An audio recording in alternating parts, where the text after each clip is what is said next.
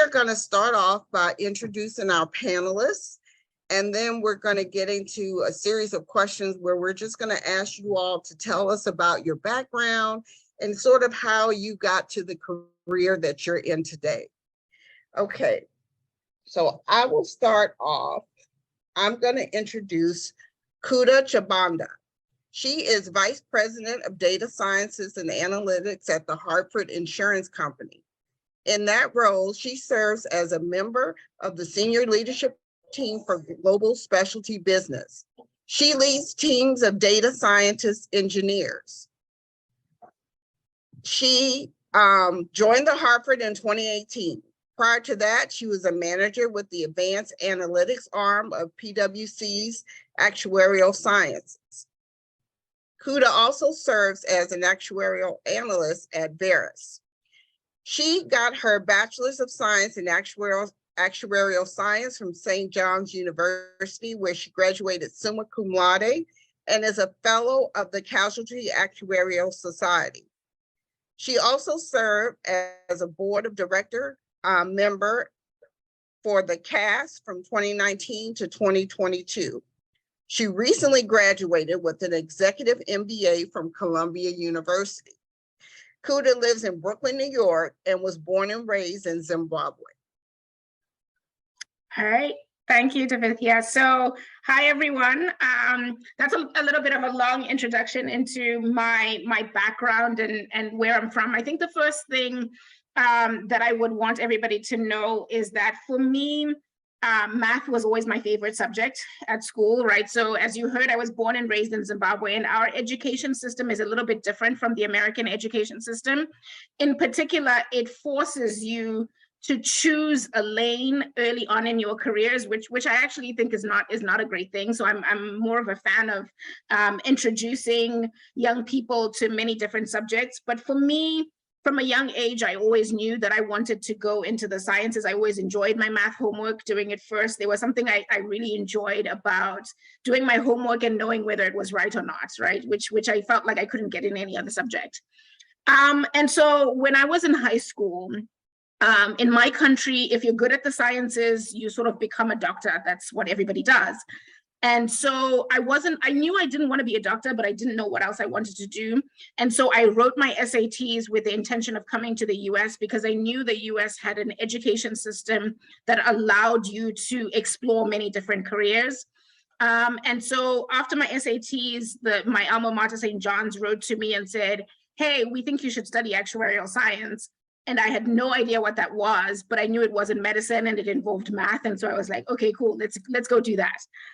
So that's pretty much how I entered the profession. It wasn't very analytical, to be honest. And then from there, I kind of went through my exams, became an actuary. And then I decided that I wanted to move over more into the data science side of the world because I could see at the time, I could see that data was becoming a much bigger part of how companies were analyzing things, particularly in the financial services industry. And so I've kind of moved my way up through data science and analytics and moving more into leadership that way. So that's pretty much my career. Thank you, Kuda. I'm always excited to meet actuaries. I was in an insurance background, and so to meet an African-American actuary is just wonderful. So thank you for sharing that. I'm Chris Warren. I'm going to introduce our next panelist. Grace Schoonema is a managing director at Morgan Stanley. She's the co-head of the Affordable Housing and Community Development Finance Group within the Public Finance Banking Group at Morgan Stanley, as well as a member of the Municipal Securities Operating Committee. She leads Morgan Stanley's capital markets coverage of CDFIs, affordable housing developers, and charter schools. She's been with Morgan Stanley for 16 years. In addition to her work at Morgan Stanley, she works with a number of nonprofit organizations. She also was named a Trailblazer Woman in Public Finance by the Bond Buyer and Northeast Women in Public Finance.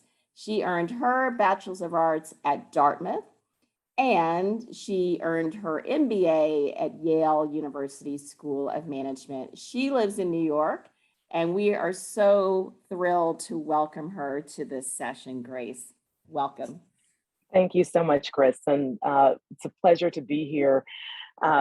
Would just say, at the top that math has been an important part of my sort of curriculum, but also my orientation sort of towards the world from a very early age. I grew up in Arkansas.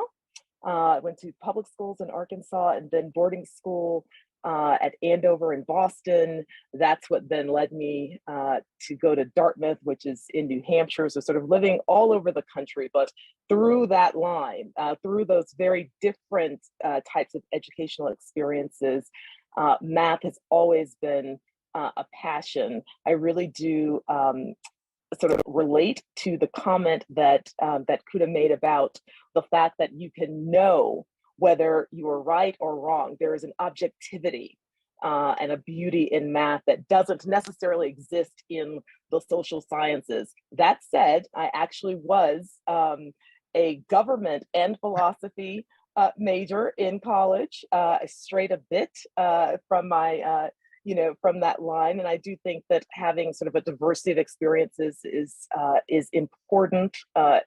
Academic experiences and exposure is important. But in my day-to-day world as a managing director at Morgan Stanley, I use math constantly. So we use math to model both corporations, also to model securities, also to understand and gain insights into the economic markets where we work and are engaged on a day-to-day basis.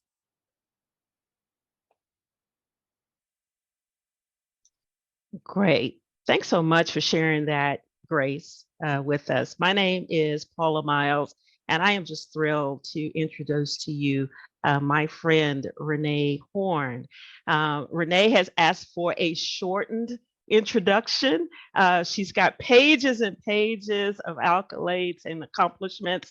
But what I want you to carry away from what you hear about Renee is kind of the breadth of experience and background.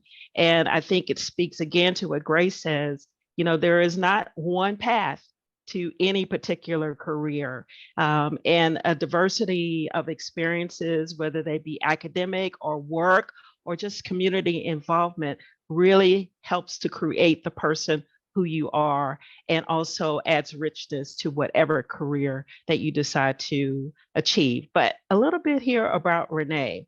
So Renee currently serves as the Chief Marketing and Customer Experience Officer of Chase Auto.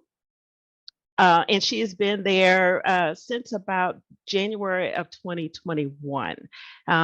We first met her, many of us first met Renee when she was here in San Antonio, where she was the Vice President and Head of Consumer Lending Products and Experiences with USA Federal Savings Bank.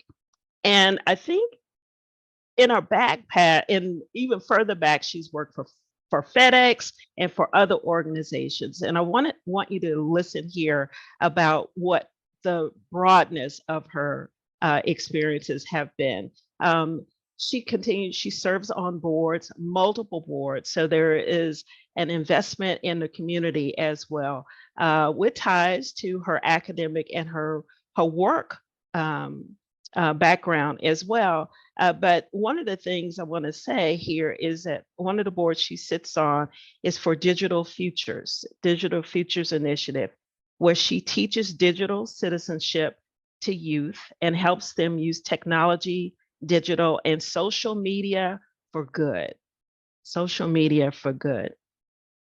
So from an academic perspective, she has earned a Master's of Business Administration, and she also holds a Bachelor of Science degree in Business Administration with a marketing concentration. She attended college on a track and field scholarship. So again, multiple access to academic, to your background in building your academic prowess here. Renee. Thank you so much, Paula, and it's great to be with you all this morning, and I appreciate the warm welcome. So as Paula mentioned, I had a bit of a non-traditional career path, I would say. So if I go back a bit, like many of you are in high school. My introduction to the business world came about through En-ROADS, which was a program for minority youth, talented minority youth, to introduce us to careers with the slant towards business and or engineering. There were other adjacent career paths as well related, but those were sort of the two primary areas. And I actually, at the core, wanted to be an engineer, hands down. Like Grace and some of the other ladies here that have expressed, my orientation is analytical. I'm very analytical. I like discrete outcomes. I don't have a whole lot of patience or tolerance for iterating, which is probably not a good thing, but on things that just don't always make sense to me. And so I just have a strong bias towards data. And so that being said, I did have a number of options, maybe a lot more than I probably needed. And so it was a bit of a tough decision. I turned down scholarships to the Air Force Academy and other things, but ultimately went to college at Mizzou, and then was able to do internships and stuff. Somewhere in the mix, peer pressure or otherwise, I made a hard shift away from engineering, and it happens. I think there were intimidating factors, maybe a teacher or two late high school that said, you're not going to be able to do this. And I unfortunately listened to the nonsense. That being said, I still came out okay. And a lot of those skills that were STEM related, modeling, math, science and whatnot, still serve me very, very well today in my role as a marketing professional. And so I know we'll get more into it, but I just say that don't underestimate what STEM can do for you in terms of optionality and career paths and all of that. And I do have a very, very fine balance. While I work in corporate in my day job, my real job is at home as mom and wife with 2 teenagers, and I've been happily married for 23 years as well. Thank you. Thank you, Renee. It's so good to see you this morning. Now, I am introducing, and if I mispronounce the name, please correct me, Marcel Gloria Samin. And Gloria is currently an investment associate at Owl Ventures, a venture capital firm headquartered in San Francisco. Before joining Owl Ventures, Gloria was a consultant at Educational Resource Strategies, where she conducted and partnered with large urban school district leaders in strategizing around equitable resource planning and school design. Prior to ERS, Gloria was an investor on JP Morgan's Global Investments Opportunity Team, working executive event-driven investment ideas across asset classes for institutional clients. And in her free time, Gloria enjoys reading and exercising and volunteering with youth development organizations, such as the Lower East Side Girls Club, Girls Up, and the local YMCA. Gloria graduated with a Bachelor of Arts degree in Africana Studies from Wesley College, where she received the Natalie Bolton Faculty and Zora Neale Hurston Prizes for outstanding research in economics and African studies, respectively, and was actively involved in a cappella and the recreational department as a spinning instructor. So, talented in many ways. It's a pleasure to have you with us this morning. I appreciate the generous introduction and really happy to be here today. As Yvonne mentioned, I went to Wellesley, where I studied economics and Africana studies and sort of landed in a traditional finance role right after graduation. Like many of the panelists here, I was really drawn to the idea of being able to use math and economic reasoning and analysis in a day-to-day role to make meaning out of data and kind of drive results for really large institutional organizations. I grew up with, my father's an economist, and so at the dinner table, we'd kind of always be talking about, the world and how money moves and why some countries have a lot of money and other countries don't have a lot of money and things like that. So I've always been really interested in kind of financial services and capital movement, and was really excited to use my degree in economics to kind of do some of that work. During COVID, I actually decided to make a little bit of a transition. A lot of things were going on in the world, and I felt really compelled to use my career in a way that had more of a social benefit and kind of use some of the rigorous analytical skills that I developed at JP Morgan towards something that I felt was really contributing meaningfully to society. So when I landed at Education Resource Strategies, which is a nonprofit based in Boston, it was really cool to be able to both use kind of that part of my brain, analysis, math, and all of that, while also contributing to kind of a broader social mission and partnering with school districts and figuring out how to spend the unprecedented federal stimulus dollars that schools received during the pandemic, and just doing a lot of analysis to support school districts during that time. So it was really exciting. And then after some time in that role, I ended up at my current role, which as Yvonne mentioned, is a venture capital firm. So what we do there is provide private capital. So money from limited partners and other foundations and endowments towards companies that are not publicly traded, so not stocks that you can buy in the market, but privately owned companies that are in the education, technology, and workforce development space. So as an example, one of our portfolio companies is Quizlet or Newsela, companies that you might have heard about in the K-12 space, and really exciting work there. And again, using analysis every single day to determine whether or not businesses are on the right track to potentially be successful, and connecting with founders every day, building really meaningful and incredible products. So that's been a really great journey. And in September, I'll be heading to Harvard Business School to figure out how to do all of that even better. So excited to be here today. Wow, such powerful women in here. I love Quizlet. I work in the education setting, so that's a great tool.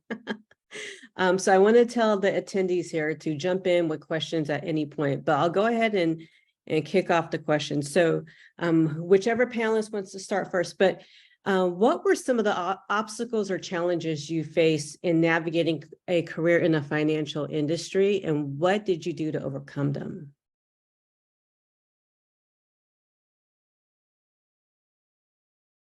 I think one of the challenges that I face, I didn't have, when I started my career on Wall Street, I really did not have from sort of family or, close friends, a lot of context, right? I didn't have family members who had worked in finance or who had worked on Wall Street. I actually didn't have family members really who had worked at for-profit private corporations. So most of my family worked in government. So they were teachers, professors in the medical field, but not in sort of for-profit private corporate world, and not in finance. And I think that there is a certain language and culture that was there that is very important to one's sort of success, and it was a culture that I didn't understand and that I needed to learn. I needed to learn it quickly, and I needed to find people there, which I was able to do, thankfully. A number of mentors who look like many people on the screen who were able to help me understand the unwritten, unspoken culture of this place that I moved into. Now, having been there for 16 years, I often am having those types of conversations with people who are coming newly into the industry, who don't necessarily have, again, the exposure at the beginning. So that was one of the toughest challenges, but certainly it's a surmountable challenge. Yeah, I'll jump in there as well. So I've only been in the financial services sector since 2012. And even though I started my career as a financial analyst at FedEx, the depth of my experience is largely in the marketing domain. And so one of the things I was able to do prior to joining JP Morgan Chase when I was at USAA is when I stepped into a specific line of business, banking, of course. To Grace's point, I didn't know all the lexicon. Like, I understood dollars and cents, I understood P&Ls and stuff like that, but banking is a different thing. It's a different animal. And so I was very honest with myself and asked for help and sponsorship, and actually went back to executive banking school because I wanted to become a bona fide banker. And I think that served me well, accelerated some of my learning curve and helped fill in some gaps, and certainly gave me, I think, more context, and certainly made me more effective in my job, because the reality is most of the people that I've interacted with even today, they're 20, 30-year bankers. And, you know, there's no way you can just replicate that level of knowledge and just institutional learning and just, quite frankly, credibility and respect. And so I wasn't trying to fake it. Hey, look, I need to heavy up on these subjects and go do a little math and work with other bankers, and spent 3 years, 3 summers or what have you with the Consumer Bankers Association's program in that regard. And it's really served me well. And so now I'm still in banking, of course, just in a marketing capacity, but I think it is important as marketers, we understand the business. I report to a CEO, and I'm in those meetings, and my peers are running P&Ls. Hopefully I'll have one soon enough, but I think we're more effective as marketers when we understand risk, when we understand capital and the drivers of return on equity and so on and so forth. And so that's been sort of how I've overcome the areas of vulnerability.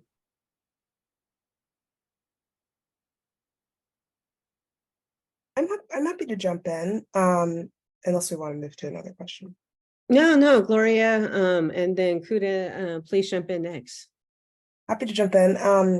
Yeah, I think like when I started my career, I was working on a team that was so fast paced. It was like drinking from a fire hose every single day. Like, I was kind of just trying to keep up. And as I mentioned, I studied economics. That's why I went to liberal arts college, but I didn't have, formal kind of finance training. So I was really learning everything on the job. And I think that there was a little bit of an insecurity there with not necessarily knowing everything when I came in and kind of learning everything on the job. And I think what really helped me throughout my internship and when I returned full time was developing relationships with kind of mentors and sponsors across the firm, and kind of sharing with them what I was experiencing in the day-to-day in my role, any sort of technical gaps that I was looking to address.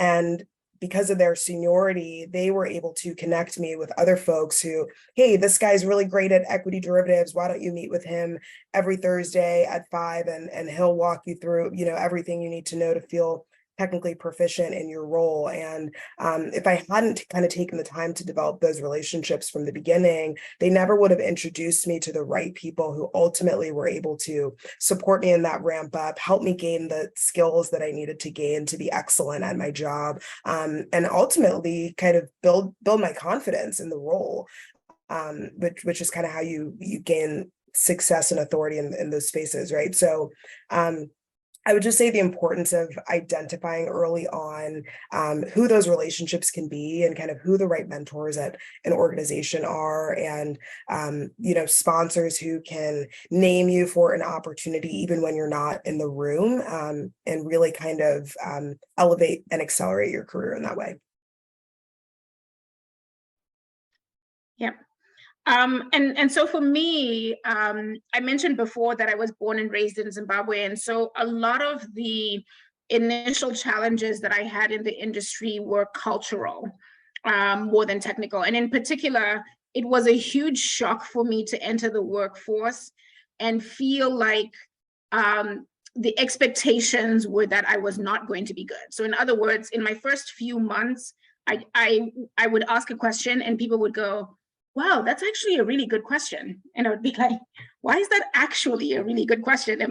Is the expectation of me so low that you don't expect that I would ask a good question? And for me, that really took a toll, because after a while, it felt like I didn't belong.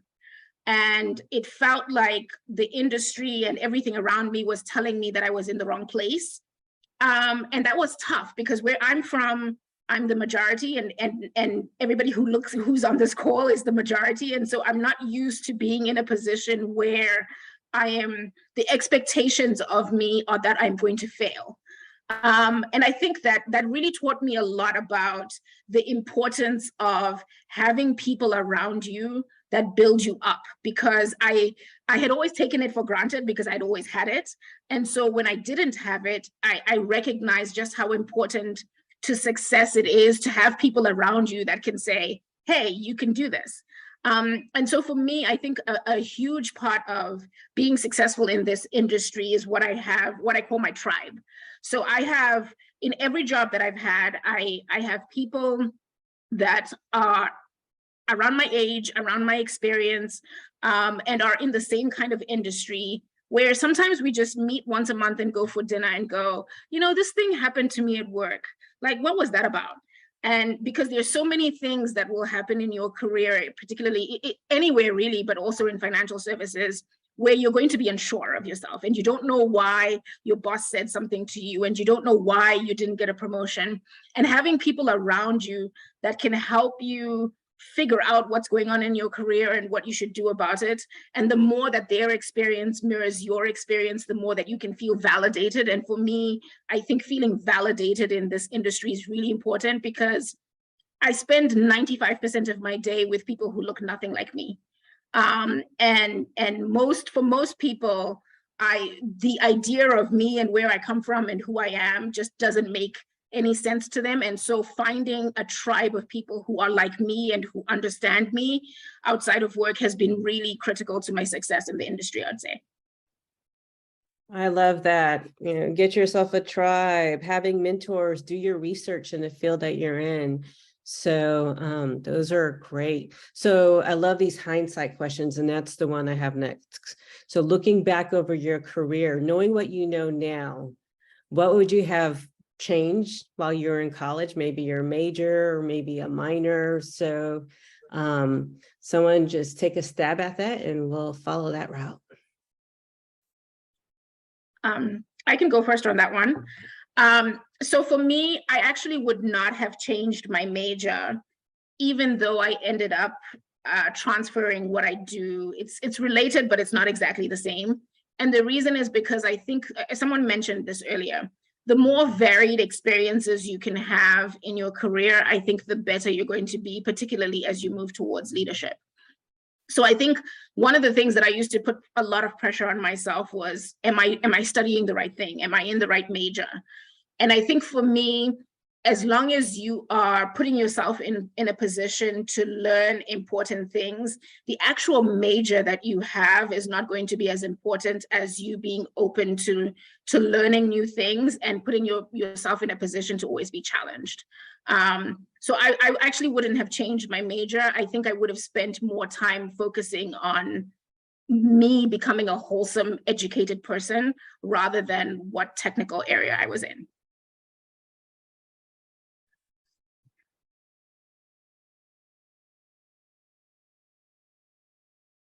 I think I too would not have changed my major, but I would have taken more computer science. This was, and I took some, but I would have taken advantage of that course offering more than I did. I had to do it all over again.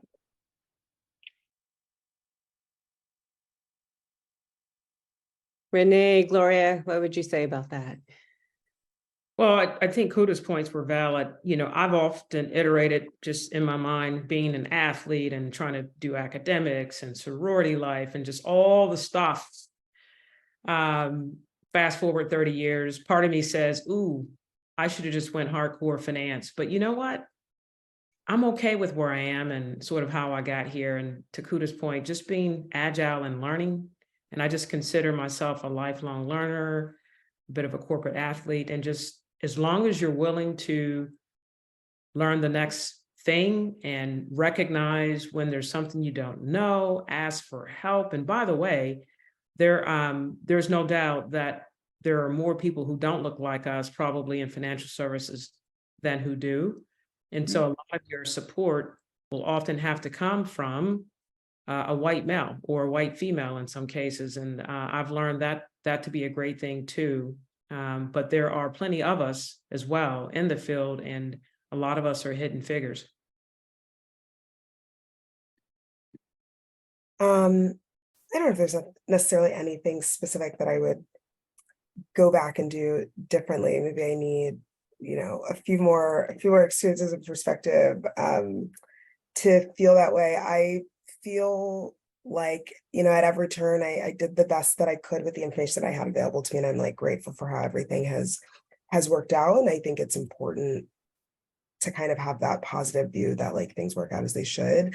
The only thing that's sort of coming to mind is when I was at Wellesley, you have the opportunity to cross-register at some other schools to take additional coursework. So Grace, sort of to your point about taking computer science coursework or something like that, I think I could have done more to take advantage of the coursework available at MIT, Babson, Olin, other schools in the area that we're able to cross-register with. I took 2 finance courses at Sloan, the business school at MIT, and those were helpful, kind of basic understanding of finance, but I probably could have done more, but I loved the classes I took at Wellesley. So I don't know if I'd necessarily change it, but it's something that I could think about changing.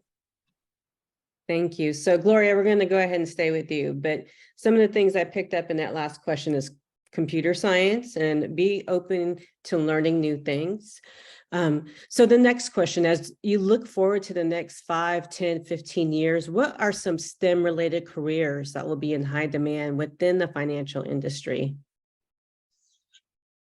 I think it's a good question. I think that this, this conversation is so perfectly timed given the increasing AI conversations. There's a lot going on right now in STEM, and there are conversations about jobs that AI might replace, but at the exact same time, there are conversations about jobs that can be created and kind of improved and heightened with AI. So I don't know if I have a specific kind of job title or anything like that, but if I were in high school right now, I would be trying to learn as much as possible about AI and understanding its use cases and how to build for that space, create products that other people can use in that space, because I think it's really going to be, as big as like the first iteration of the internet. Like I think it's really about to be huge, and we're seeing every day companies are rolling out kind of ways to build upon this technology.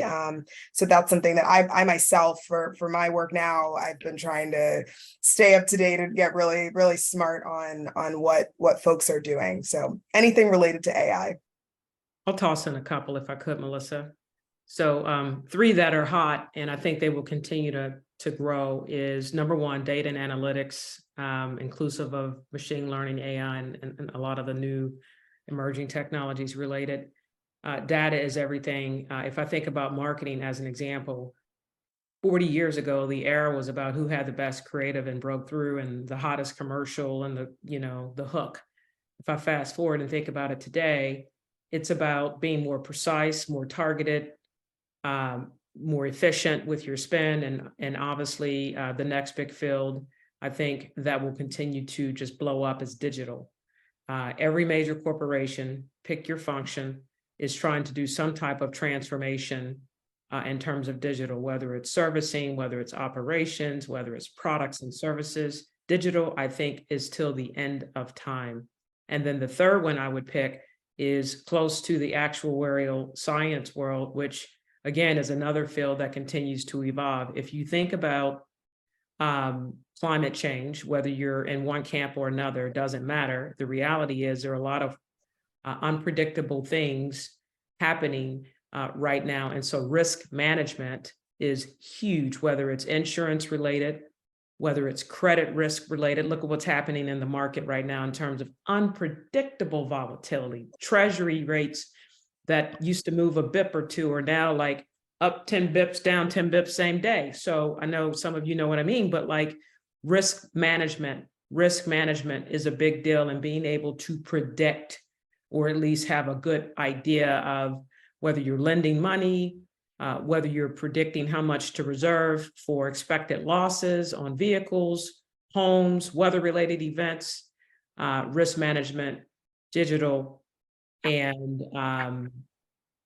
technology, data, and analytics, I think, are going to be increasingly hot. Yeah, I'm going to go old school, and it's very similar to what Gloria and Renee said, but I would say if you want to take it right down to its baseline roots, 2 classes you should definitely take are statistics and a coding language. And the reason I say that is because almost all of the underpinnings of the machine learning and AI capabilities that we're building today have their root in statistics, almost all of them. And the pace of them is changing so quickly that if you learn one particular technique, 5 years down the line, it's going to be completely sort of overtaken by another one. But if you learn statistics, you're going to know how to apply each of them. So I would encourage you to take it down to the studs. And I know it can be really intimidating if you're not in this area, if you're like, well, I don't like math. I really do think statistics is the application of math in a way that can make more sense than math, which is sometimes abstract can. So I would encourage you to take a stats class, even if you struggle through it. I promise you it'll be in the back of your mind at some point in 15 years when we're talking about sort of generalized AI. And so take a stats class is one of the first things I would say, even if you struggle through it. And then the second one, I think, is take a coding language, because, and it doesn't matter which one, the specific language that we end up using will differ, but a coding language is like a new way of talking to data. And as Renee mentioned, data is a really important part of what's happening in financial services, and that's not going to change. And so the specific language we use to talk to data is going to change, but the fact that you need to know how to interact with data, I think, regardless of which area you decide to take your career, whether you end up in STEM or not, there is going to be a requirement for all of you to know how to talk to data.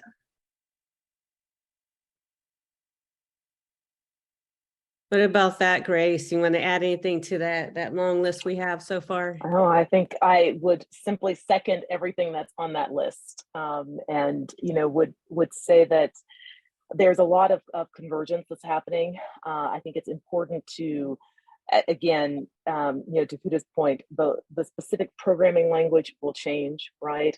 Technology will continue to evolve, but understanding and being able to have the framework, being able to have a fundamental understanding of how data, technology, and then sort of the broader objectives, how those things relate and fit together is it's critically important, because it is the career, if you will, that you start. The world is going to look very different in 10 years time, and then 10 years again, and 10 years again. And so the skills that I think that one of the wonderful things about STEM is that those skills are skills that continue to work in all with that evolution, and with all of the changes that are going to continue to occur. I would also just second the risk management contribution and sort of comment as well as I think that what we are seeing and what we will continue to see is continued emphasis in risk management. And we see that in financial services day in and day out. We have a great example of that during COVID, because when everything shut down, I work at a community college, we had to figure out within 2 weeks, how do we get our faculty, staff, and students all online and get them laptops. And so that was a whirlwind, and we were, it's one of the, most of the students here know, working online, that you had to learn fast if you got a new classroom management system, and then talking about AI, that's big in, I work in that marketing kind of digital media field as well. And we're doing AI in graphic design, AI in writing. Now, these are tools, so we don't rely on them heavily, but These are great tools right now that we're using. So I want to ask the students here, do you have any questions for our panelists? Anything brewing in there that you thought, hey, I want to ask a question? Burning in your mind right now?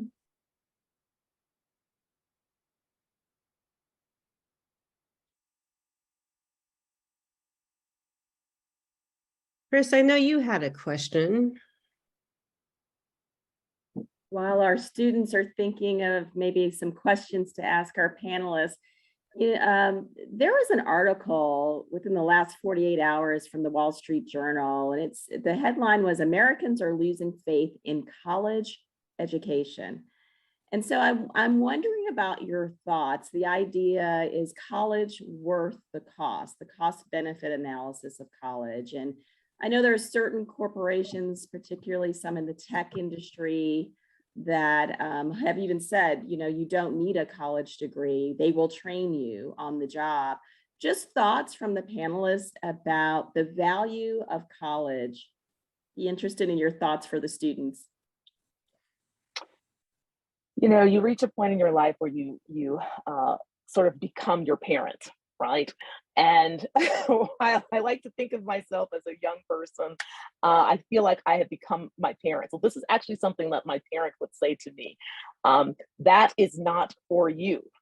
And by that, what do I mean? I mean that I think that education, college, graduate school, credentialing is critically important for us in a way that may or may not be as important for other people. And so I with all due respect to that article, and I do think that there are a number of things and areas that may not require that credentialing. I don't think that's for us. I think for us, I think credentialing is very important for our long-term careers, flexibility, mobility, critically important. So I'll just say that I agree with everything Grace said. I haven't read the article yet. I'll go back and do that.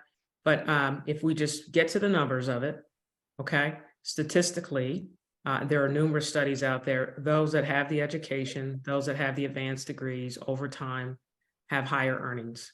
Now we can debate, is the cost equitable? Is it too much because of the student loan debt and all of those things? That's a fair argument. But at the end of the day, particularly for us, like Grace, I was raised, get your education, because our ancestors, many of which were brutalized, punished, or put to death for just wanting to read. And so it is an immediate way to have access to things that we wouldn't otherwise. The other thing I'd add is, I think there is a misnomer given a handful of unicorn or outlier professionals, many of which that don't look like us, who have the flexibility and the comfort and the reliance on generations of wealth to say, I'm just going to quit. And I'm going to go do this startup. I'm going to go from the dorm room to the boardroom of my own fill-in-the-blank.com. While those exist, the probability of success for most of us in those capacity is quite like less than 1%, 0.00 something percent. So, those are unique circumstances, and those should not be mistaken for the norm. And then the other thing I'm seeing a trend on is, TikTok is hot right now, and you've got people gaining followership and getting sponsorship and making a little bit of cash on that. But those are not sustainable careers. I think content creation is great, but have a degree and maybe start your own company of content creators, as an example. So I'll get off my horse. There is a book, if you haven't read it, called Quit Like a Millionaire. And it's, in short, it's loaded with statistics and facts. It's a wonderful read, and it will help you reset and understand how to even calculate the cost of education relative to your future earnings, blah, blah, blah. But I'm in the camp of get your education, and if you can, get your advanced degree. While it may not be for everyone, there's military, technical trade, apprenticeships, and things of that nature. I love those, but even even in the military, the GI Bill is an option. So that's my purview. Okay, the other thing I would add, and Devethia, maybe you can speak to this too. The cost of education, right, there is in STEM particularly, there's a lot of money out there to be had in scholarships. You have to put the work in, but the money is there. Devethia, do you want to speak to that a little bit for the students? Yes, I will. I think for the last 30 plus years, even when I was in college in the 80s, there was a focus to put as much money into engineering to try to get students to do engineering, especially minority students, because minority students and women, we're still behind in terms of the numbers in STEM careers. So the big push was engineering. For the last 10 years, similar to what all our panelists are saying, that money is moving towards computer science and AI. So, college is very expensive, but you have to get good grades. You need to be involved in your community. You need to be a leader. And if you can demonstrate those things, there is money for college. There's private scholarships. The colleges give scholarships, but most of that money is in STEM. And in the STEM realm, most of that money is now going towards computer science. Yeah, and I would also add to what Grace and Renee were saying. First of all, I completely agree 100% that I think the standard is different for us. That is the reality, right? So I think Renee kind of gave this stat as well, that the average college educated Black family in the United States has less median wealth than the white family that has a high school education. So the standards are different. I think that's the first thing that we just need to agree on. As I was thinking about the question though, I like to, I'm a very hypothesis driven person, right? And this is the stats education coming to life. And so I was thinking to myself, well, okay, but under what circumstances do I think it makes sense for a college education to not be sort of an accretive thing for a young Black person? And honestly, there are not many use cases I can come up with, because here's the thing. The credentialization aspect of it I think is always going to be important for us. What I think is changing in the whole of America, but especially for us, is I don't think it's a simple equation anymore where it's like go to college and your life will be better. I think you need to be more strategic about what you do in college, to Devithia's point, right? So even though I said it's not so much about what you study, it's about having an open mind towards education, and I still stand behind that. I also think the reality is college can be really, really expensive, and the less you can pay for it, the easier your life will be coming out of college in terms of your earnings and your wealth. And so I really do encourage you to also think about potentially studying things that you may not feel you're as comfortable with. It's okay if you're not top of the class in your stats class or in your computer science class. You don't have to be the person who is getting the absolute best grades for it to be a successful career for you. There are so many careers out there that you can be successful at with a STEM degree. Don't let the idea that you only have to be the best keep you from pursuing things that may end up with being good for you in your career, but you might not think you're good enough. And so to that point, I come back to something that I said earlier, which is try to surround yourself with people who can mentor you and teach you about things that you may not be comfortable with, but that are ultimately going to help you in your career. Yeah, one other thing I'll add is in the book, Quit Like a Millionaire, there were some statistics also that were validated. There's an extremely high correlation between quality of life and healthcare and over time lifespan. For example, those who don't finish high school tend to don't live as long, are not as healthy, blah, blah, blah. And then obviously on the opposite end. And so just some other more just basic things to keep in mind. Thank you. Sydney, I saw your hand raised and we also have a question in the chat. So go ahead and ask your question, Sydney.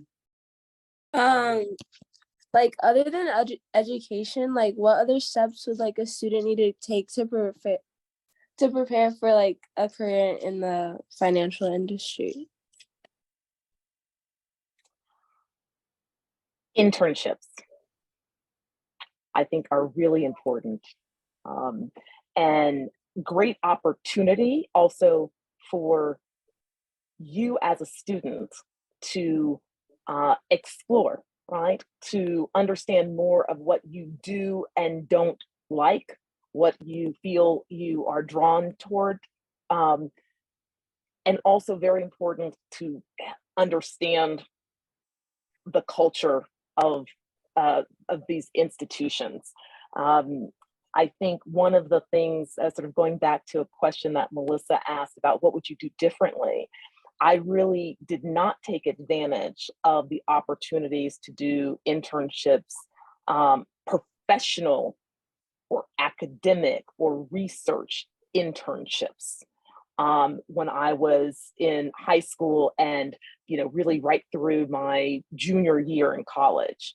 And there are a number of resources to connect you with those opportunities. And I think it's critically important. So that would be an area that I think I would invest time in and make sure that the summers are also very productive as it relates to, to understanding more about what you might be doing in 4, 5, 6 years forward. It's a time to go in, to test, to explore, to experience, and it really can shape the trajectory of your career. Yeah, and Grace, I think that's a really important answer as well to Antonio's question from the chat. He's asking about how do you know which specific jobs you want to go into in the financial field? I think trying it by doing internships is a great way of getting over that. Internships. Yes, I did a few of those. So I want to throw out another question. What is the best advice you received during your professional career? And anyone from the panelists want to jump in? Big one I learned was relationships. I spent probably the waking hours of my career trying to prove I was the most competent. And that was a big mistake. Because as the career progressed and leadership roles expanded, et cetera, what I began to learn was the relationships were a little softer than many of my white male counterparts. Oh, she's really smart. She can get things done, but there was always a but. And so that for me is everything, that emotional intelligence, the interpersonal skills, the relationships are equally important to being smart. Yeah, I also want to highlight that, Renee, because I think it's very true. So during the pandemic, there was this series of articles that came out. I can't remember if it was in the New York Times or not. And it was specifically about Black professionals and what keeps them from getting to the managing director levels in big financial firms. And they found a couple of things that I identified with. One of them was we sometimes have a reticence to share things about ourselves. So in the workplace, it seems like the data was showing that Black people tend to not want to share as much because we kind of take this approach of like, I don't want people to know my business in the workplace. And that can be a huge barrier to relationship building, because at a certain point in your career, leaders and coworkers want to feel like they know you. And as a result of how we've been treated by society, we kind of go into the workplace with this armor where we're like, okay, this is my corporate self. I'm not going to share anything about myself. I'm just going to do the work and I'm good at my work and then I'm going to go home. That is not going to make you successful. The reality is you're going to need to have people that help you, and people only want to help you when they feel like they know you. So you have to invest in relationships, and that's not always going to feel comfortable, but you have to be willing to share things about your life and what's going on with your life, where it may not always feel comfortable. And that has been true in my own career, where the first 5 years of my career, I never shared anything about myself. Nobody knew anything about me or anything I was doing, because I was very much in that, like, I don't want people to know my business kind of thing. So I tried, after I read this article, I started trying it. I started sharing things about myself, like who I was dating or things like that. And I have noticed a difference. And it might seem small, but that relationship building aspect is really important to your career. And this is coming from someone who has a technical STEM degree, where it's like, I know whether or not what I did was right. But the most important thing to my career progression has been relationships. You know, I'm gonna throw something out there that I struggle with. So a lot of my coworkers are friends with me on Facebook and LinkedIn. And like you were saying, you know, I try to only share like professional stuff because I'm just real guarded with my personal life. But I find that the more I share on Facebook in terms of professional stuff, then people will contact me for possibly other opportunities. How do you navigate that social media world in the workplace when you're talking about sharing? Yeah, that's an important one, because I think it is a fine line, right? Because you don't want to be the person that is oversharing and going into the place that is maybe unprofessional. I will say that I have not mastered that balance. I tend to not share much on social media because I'm afraid of crossing the line. So I almost never share things on social media. And I try to keep my relationships in person, which is sort of old school of me in that way. I think it is important for young people especially to think about being deliberate about things that they're sharing on social media, because I think they can come back to haunt you. You've all heard this before, right? This is nothing new that we're telling you. But I do think when you're thinking from a professional lens, I think it is important for you to think about, if I read this back in 3 years, how am I going to feel about it? I would agree. I use LinkedIn, and I really don't use other platforms. I do have colleagues that will use it, but Instagram very selectively, right? Or tweet promoting something that is relevant to the business or to the news cycle. But I actually don't do a lot on Facebook or some of the other social media. Yeah. So, but LinkedIn, I think, is actually a very good platform, and it is, you know, it's really never too early to sort of establish your page on LinkedIn, list your experience, what your interests are, and then to begin to connect with people that you think could be helpful. Going back to just, if I could quickly just go back to the earlier question on advice. One of the things that, and this is actually something from Carla Harris, who is a tremendous professional and actually vice chairman at Morgan Stanley. She's a Black woman who's written books. Another recommendation, it's not a plug for her books, but she does have books on, you know, how to navigate your career. You know, she says this, and the first time I heard this, it sort of took me aback to the most important decisions in your career are made when you're not in the room. Decisions about your promotion, decisions about compensation, decisions about, you know, your opportunity set. Things are made when you're not in the room. And so going back to some of the comments that Kuda and Renee made about relationships, the perception that others have of you, the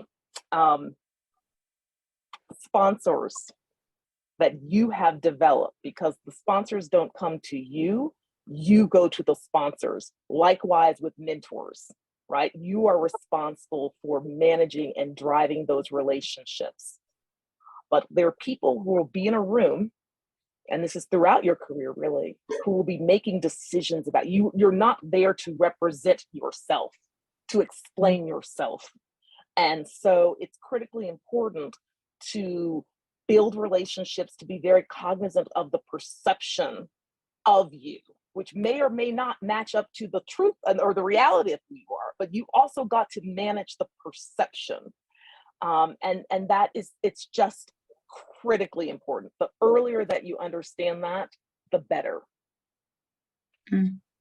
I'll weigh into, and just to echo that, and something Renee said, that many times the people in the room that you're not in are going to be white men. And so what Kuda said, which is, yes, have your tribe, have your people, have those who are going to support you, that have your experiences, you know what you're going through, but don't exclude the others who can help you further your career. So that relationship, just again, echoing that, in my experience, is tremendously important. Kai, I see you have a question. Yes. Hello. My name is Kaya, and I'm really glad I hopped onto this Zoom. I actually kind of have two questions. My first one is, it's really amazing and it feels so motivating and empowering to hear you all speak and to see so many beautiful, vibrant women on the panel who is willing to just share all of this information from your life experiences, which you actually had to live through and learn through. So one of my questions are, you were talking about, and I really appreciate how I don't really have to come up with a lot of questions because you are actually covering a lot of great stuff. One of them are, when you're hitting on perceptions, how do you balance presenting yourself in a way where you're going to be taken seriously while also staying true to who you are? Whether that is, you know, trying to build relationships and come across more personable, as well as, you know, your physical appearance, the way you dress, how you should wear your hair, because, you know, you may know for yourself, and I may know that you're competent, that you know what you're doing and you're here to slay, to kill it, to dominate, but you still also have to be aware that other people are watching you and that there are boundaries and different barriers that you have to break through to get into the rooms where you can be the one to also help make those decisions for other people's careers coming behind you. So that was my first question. I think, number one, I think we've all experienced this, but you can exhaust yourself trying to assimilate into a culture where it's not always designed for us. And at the same time, you deserve to be at the table, you deserve to be in the room. And so what I always resort to is, if I can show up and be my authentic self without being offensive, but I've got to be comfortable in my own skin. I've got to be able to be me. Now, there's obviously professional environments and certain things that I wouldn't necessarily do in the workplace that I might do at the happy hour or things like that, like dancing and wearing cowgirl boots, which we had a team offsite earlier this week, and I did that. But in the office, I'm going to wear my hair in a way that is comfortable for me. I'm going to dress in a way that is comfortable for me. I don't really like a lot of high heels. I'll put a pump on every now and then, for example. But for the most part, I'll still be presentable, still be professional, but I don't necessarily have to have on a red bottom heel. Some people do that. That's just not me. On a Friday, I'll wear my pink velvet Jordan sneakers, you know, with a decent pair of jeans, and I might have a blazer on, for example. But broadly speaking, if I'm in a meeting and I'm spending too much time and energy, because I've been there, looking around and wondering how people are receiving me and perceiving me. And that means I'm distracted, becomes a distraction. So just got to find the right balance. And I think there's plenty of stuff right now happening in workplaces to acknowledge that all the pressure shouldn't be on us to assimilate. Others need to do their part. And there's even legislation, the Crown Act, some of you are familiar with, that speaks to sort of our natural grade of hair and how that should be, that shouldn't be a barrier to being able to come into these roles and do our best work. Yeah, if I can chime in, I think it really varies, and every single person feels comfortable with something different, and I think that that's okay. And I think you can speak to all the women on this panel, and they'll probably have a different opinion, and that opinion has also maybe changed throughout the course of careers, which I think is, I guess, the part I want to emphasize. The headspace that I was in when I started my internship at JP Morgan is completely different than the one that I'm in now. And so I was, anxious, I was nervous, I wanted to fit in, I didn't want, and so I did whatever I thought I had to do in order to do that, be as similar as possible, cause as little questions as possible. I'm like, I don't want to change my hair every 3 weeks. They're asking me all these questions, you know what I mean? Like, I just wanted to stay simple, stay familiar, be as palatable as possible. I don't really have that mindset anymore, but I think that time has afforded me the ability to not have that mindset anymore. And I'm not sure that I would have been like that day one. And who knows, when I start a new job in 2 years, I might revert back to that, younger version of myself that was new in a corporate environment and wanted to make sure that I was seen for my intellect and competency and not for being different in so many ways. And I think that that's a really personal thing. And I remember during my internship at JP Morgan, I was meeting with these mentors and sponsors, as I was saying earlier, and I would kind of take note of what are the Black women who are 5, 10, 15, 20 years my senior doing with their hair? What are they doing? What are they wearing? And it was interesting to me how it evolved as they grew in their careers. They felt more comfortable with natural hair or with things like that. And so I think it really depends. It's a case by case basis. And I'll also say it depends largely on your environment. I was working in a very, very, very corporate kind of traditional environment. I am not in that sort of environment right now. Venture capital is kind of more casual and naturally. So I think it's important to watch kind of the people ahead of you and kind of take those social cues. And I guess I would also say it's okay if you don't look the exact same Monday through Friday as you do on a Saturday night. You're not a sellout, you're not copping out, you're not, you know what I mean? It's okay for us to have a work aesthetic that is not the same aesthetic we would have with our friends and family and things like that. And it doesn't make you any less Black. It doesn't make you any, you know what I mean? It's just work. And I think it's important to kind of, for me, it has been important to realize that that's okay. And I think for others, it's really important to be able to go to work in the same way that they would go to other places. And I think that that's very personal, individual, and there's no right or wrong. I agree. I think it's really important to be to have an equation where you feel that you are comfortable, you are your authentic self, you're showing up, because I think that is part of your power, right? That's part of you're not going to be at your best if you are sitting there feeling like I'm pretending to be something I'm not, or I'm sitting there concerned about my hair or something else. If you want to come into a space as yourself, and that is going to be different for every individual. Now, a couple of things on that. As a specific concrete example, when I started at Morgan Stanley, my hair was in microlocks. My hair is still in microlocks. There were a number of people, and actually mostly Black people, who came to me and said, "Grace, maybe you should straighten your hair.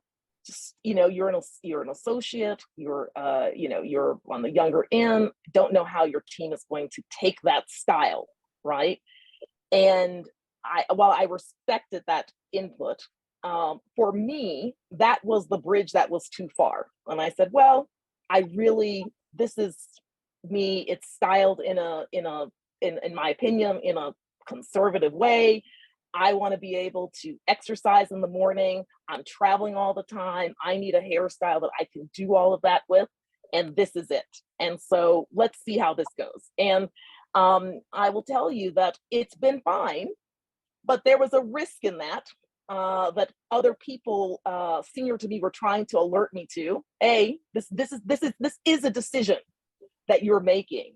I think that, there's a balance. This is you'll get to a place individually. I think that there is more freedom in all of these spaces as you progress and as you gain seniority and as you gain credibility. You can I don't want to say be more of yourself, but you have more flexibility, right? No one's going to be looking at the type of earring that you're wearing because now they know your 10-year body of work.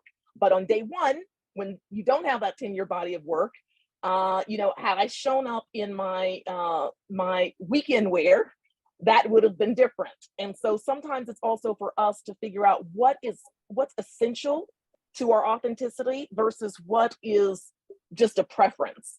And for me, I decided the preferences were things that I was very willing to give up, right? And to not have my preference every day. I like to wear yellow. I don't wear yellow to work every day. I can wear yellow on the weekend, but the hair, that was not a preference. This was something that was important to me, that I was going to keep, right? Because it comes with me. So making those decisions and judgment calls will boil down to you as an individual, but I also would encourage you to know that there is more freedom over the course of a career.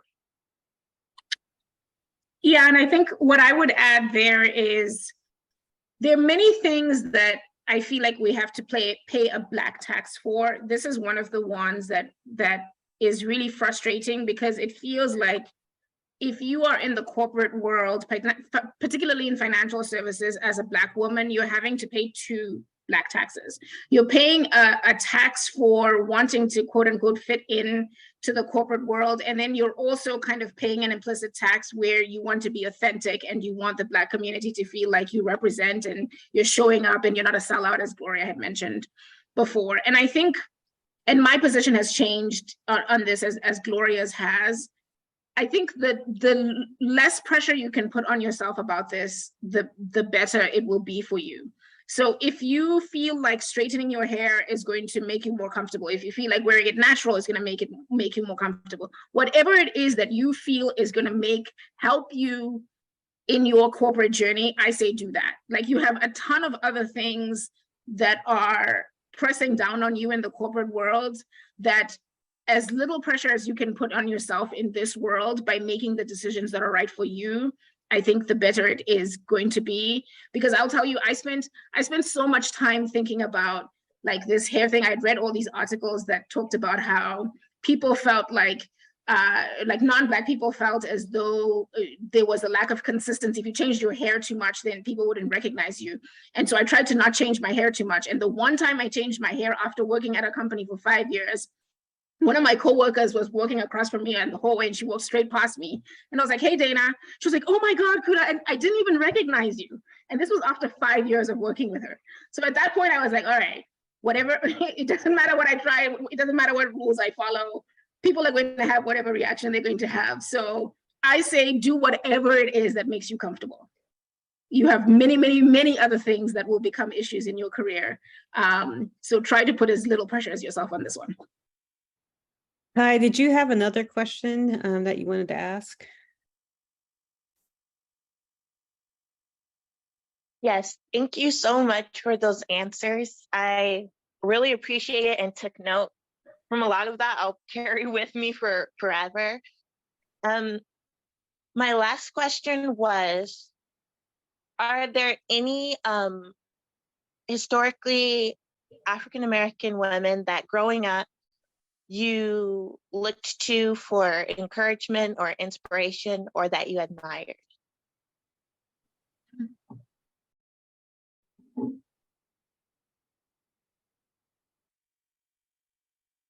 So I can start on this one. And again, my answer is going to be a little bit different because I grew up in a different country. But for me, one of the greatest privileges of having grown up in a majority Black country was that everyone around me that I looked up to looked like me. And that included, so my mother's an accountant and I always looked up to her. She was always sort of like a corporate woman that I looked up to. But in addition to my mother, I think one of the things that was really beneficial to me was having teachers that made me believe I was good at math.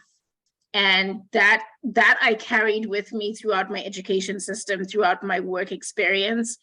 And so I would say find, again, to that first thing around your tribe, find people that believe in you and hold those people dear to yourself, because there will be other people who will tell you that you're not good, even when you are. So I don't exactly know how you're going to find them. I was lucky enough to just grow up in a country where I had them all around me. But whenever you find them, keep them close to you and nurture those relationships, because they're really important to your success. There are so many Black women who have been who I admire and who've been really important to my thinking, to my path, to my confidence. You know, I would start though maybe with one person who was there from the very beginning, who was my mother, who was born to my family. Half of my family is African American. Actually, my father immigrated to this country, but the half of my family is African American. It's my mother's family, and my mother herself was born in Mississippi and was born into segregation in this country. And my mother was born at a time where, you know, we didn't have the opportunity, right, to go to the best schools, but we had an opportunity to go to schools with teachers that looked like us and that were very committed to, you know, to community and very committed to education and sort of the progress, if you will, of the people. And so she sort of, despite the segregation, had a great foundation and went on to do a bachelor's, actually went on to do a Juris Doctorate, but then found herself in Arkansas, in a place where people were not hiring Black women at that time in private law firms. And so she worked for the government and for the Corps of Engineers, and had a wonderful career, but was limited, right? In certain ways because of the time that she was living in. And one of the things that I take away from sort of her experience and that I bring into my experience is, you know, is a sense that I have so much more privilege because of the time that I was born in than she did, than my grandmother, than my great grandmother. And what am I going to do with the opportunity set that I have been afforded? Right? How am I going to extend and to push our opportunities? And it's one of the things that drives me. I also reflect often, yes, corporate America is difficult. Yes, Wall Street is, you know, there's sharp elbows in Wall Street. But when I compare my experience on a day-to-day basis with the experience of the people who came before me, there's really not a lot of comparison, right? And I often take a lot of strength and encouragement from the fact that the people who preceded me endured endured a different type of hardship than the ones that even the ones that we're talking about on this phone call. And they did that, and they did that successfully so that I personally, make it personal, could have the opportunities that I have. So when I'm in that space, I come to that space with a great deal of confidence and a great deal of gratefulness, actually, given the difference in time and how much more, again, opportunity I have, you have, we have than prior generations. If they could do what they did, I can certainly do what I'm doing, right? Day to day, year to year, decade to decade, and can be in those environments and know that it is, this is not going, this environment is an environment where I can succeed. Maybe difficult. Other people have done much more difficult things. I can survive this. I can be successful here. I can thrive, actually, even where I'm in a challenging environment. What about you, Gloria? Anyone come to mind that you can think of? Echoing kind of some of the things others have said about kind of the legacy of folks in my family and just the path that they've set for me to be in the opportunities that I've had. I am like very humbled by their journeys, and kind of like Grace is saying, if like they can make it through that, then I can make it through this. So I remain like very, very encouraged by my family, and like Kuda said too, by teachers I've had who have encouraged me throughout the years. I remember actually there was one professor in particular. So when I got to Wellesley, I took Econ 101 my first semester, and I had a professor who was no longer at the school who I was in office hours going over the material, and she was extremely racist and said a lot of really, really negative things about how I don't look like an econ major and I'll like never succeed in the major and like all this sort of stuff. It was terrible. Obviously, this is my first semester of school. And it was pretty discouraging for, a while as I continued through the major and was trying to do it. And it's pretty challenging at Wellesley.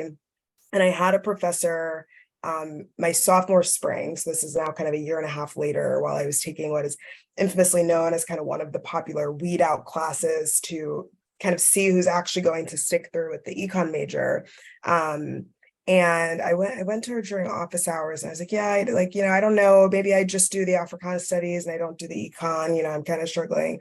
And she was like, I see you in office hours explaining concepts to people better than I do. She's like, I know that you know this stuff. She was so encouraging. She really spoke life into me. And that's the reason that I continued with the major. And I mean, I was just catching up with her last week when I got into Harvard, and I was like, I wouldn't have had the confidence to pursue a career in finance or any of that if it hadn't been for that relationship. And so she was the only Black professor in the econ department, and her encouragement really, really paved a way for my career. So I'm grateful and really appreciative of people like that who have spoken life into me. Thank you, Gloria, for that. So I'm going to throw another question your way, Gloria, and then we'll ask the other panelists to chime in. How have writing and communication skills help you advance your career? It's a great question. And I think they're really key. I think it's funny because we're in this STEM panel, but I think my strength is actually probably more writing and communication. And I think the two together are a really powerful combination, because for positions of leadership and management, you have to be able to communicate effectively. When I was in my first role, I think it was really that ability to think quickly on your feet and quickly make meaning out of things and quickly be able to distill information to key stakeholders in a way that is very simple to understand. And I think that that's something that is necessary in every career that I learned how to do at that job. And I think it doesn't matter how kind of good your analysis is and how good your understanding of data is and how good your, your statistical regression is, if you can't find a way to communicate that to the people who need to use that information to make decisions. So that's been a really important skill that I think carries in every single career path.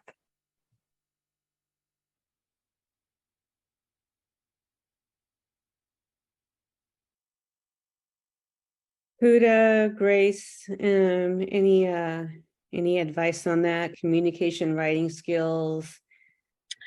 Yeah, so I'm going to speak directly to those of you that are like me and are more sort of scientifically minded. I think communication for us doesn't come naturally. And so I'm going to give some very tactical advice, which is learn to figure out how to make a formula of communication, because I think Gloria is absolutely right. You are not going to succeed in your career unless you know how to communicate tough technical concepts. So for me, it's sort of important. Every time I'm communicating something at work, I think about, first of all, what is the conclusion, which is the exact opposite of what we've been taught in scientific education, right? In scientific education, you make an observation and then you test a hypothesis and then you draw conclusions and then you communicate the outcome. Like in this case, you want to invert that equation. You want to start with the conclusion and then talk about how you got to the conclusion. I would say another thing that has been important for me in communication is I always like watching people when I'm communicating, and you can tell if people don't understand you. And if people don't understand you, then you should stop and figure out how you can readdress what you're trying to communicate. So that's very, very tactical advice. But for me, it's been really helpful to have these things that I constantly think about, the milestones of start with the conclusion, try to make a formula out of how you're communicating things and making your message clear, because that is going to be huge in terms of success in your career. Yeah, I would agree with everything that's been said on communication. I think it's critically important, right? None of us sort of work or exist, in a silo, and so what we're actually doing, what insights we've created, in order to get those, if you will, off our desk requires the ability to communicate. I think the best communication is tailored. It's always tailored, always specific and tailored to an audience for a specific purpose. And so I think it's important to sort of take a step back and always be thinking about not only what am I trying to communicate, but why, right? What do I want what is it that I want my audience to do or to think or to believe, right? What is it that I'm trying? And so to start there and then to back into, well, what are the things that I need to deliver in order to create that reaction or perception that I am striving to create? And it is a skill that, again, you invest in that skill, it will be important. It's something that you'll leverage throughout your career. Thank you for that. So Grace, I have one more question for the panelists and we'll go ahead and continue with you. So what was a mistake you made in your career and what did you learn from it? First of all, I would say that if you're not making mistakes, then you're not trying hard enough. And so, it is important to be willing to make a mistake, right? To not always, if you will, play it so safe, so close to the vest that you're not taking any risk, right? In terms of, specific mistakes, and I think about my time when I was an associate, right? I have some perfectionist tendencies. If you have perfectionist tendencies, start working on that now because they can be challenging. They're good and bad, right? It's good to be precise, but in all of the roles that we have, time is an important factor. And I would say that when I was an associate, certainly one of the things that I would do, which in hindsight, I look at it as a mistake, I wanted everything to be so perfect, right? The best. exceptional. That was my standard. But that takes time. And that time is not that the assignment's not in on time, but it takes a lot more time to do that. And so being able to gauge, right, at what stage is this project now? What is the level, if you will, of precision, of work that we need to do to achieve what we're trying to achieve right now versus having a static standard, which is really where I started. And so I was putting a lot of time and resource into things that did not have a high return, right? That were really incidental, at where I could have saved that time and been putting that time and effort into things that had higher return. Yeah, I think I've actually already talked about mine, which was that I thought competence was both a necessary and sufficient condition to success in corporate America.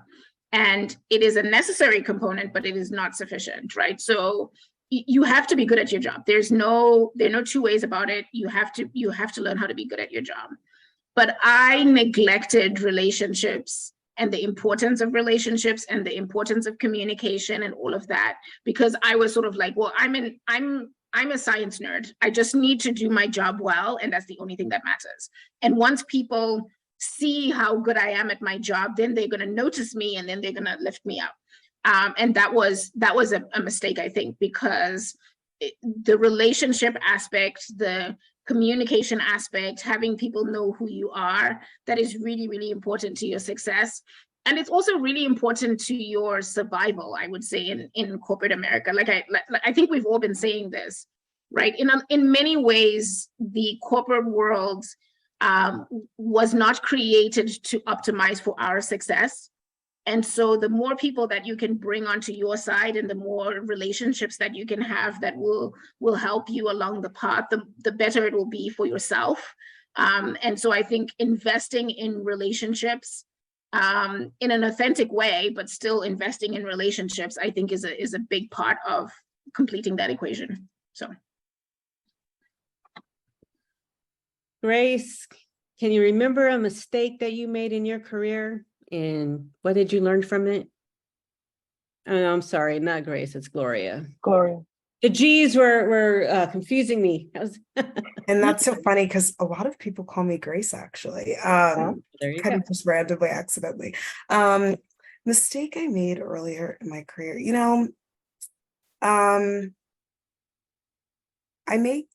I make mistakes every now and then. I think the biggest is, and Grace kind of touched on it earlier, but like this kind of difference between perception and reality thing. I think it took me a while to realize that, at work, perception actually is reality. So it actually doesn't matter if you think there's a difference, like how you're perceived is kind of what people believe, and that's what things are going to go by.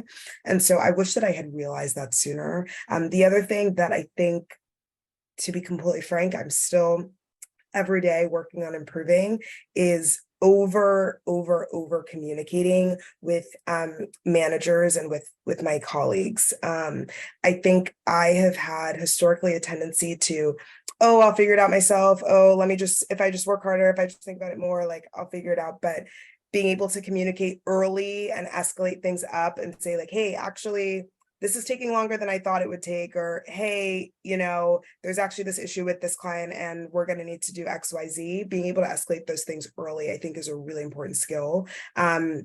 So I wish that I had realized that sooner, and I wish I was better at it now, honestly. And being able to determine like, how long do I try before escalating? Like, what information do I gather before escalating? All of that, I think, is quite an art that I think I'm still learning about. Thank you, Gloria. This is a very motivating, empowering discussion that we had today. Grace, Kuda, Gloria, thank you so much. I'm going to hand it off to Devethia to close us out. Okay. I also want to thank Renee, who had to log off to go to her son's track meet. The most important job of mommy. I want to thank you all so much. Like I said, this is the 4th financial literacy workshop that we had, and we really wanted to show the young women that, you know, you can manage the budget for yourself, and you can also do it for a Fortune 500 company. So that these skills are something that translates, you know, from a personal and a professional level.